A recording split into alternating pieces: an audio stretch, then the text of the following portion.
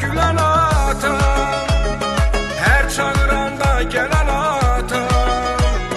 Dertlerimi ben demesem de bir bakışınla bilen atam.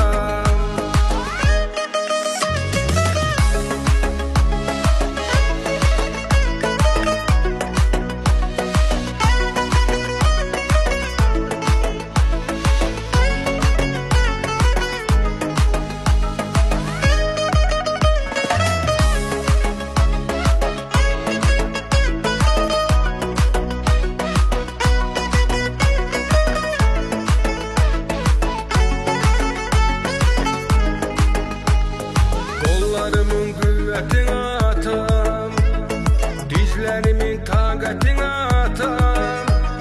İtirmedin itirmenem ben, çektiğin eziyetini atam.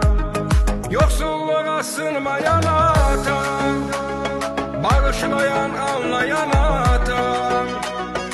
Evladının derdine yanan, öz kanına yanmayan atam.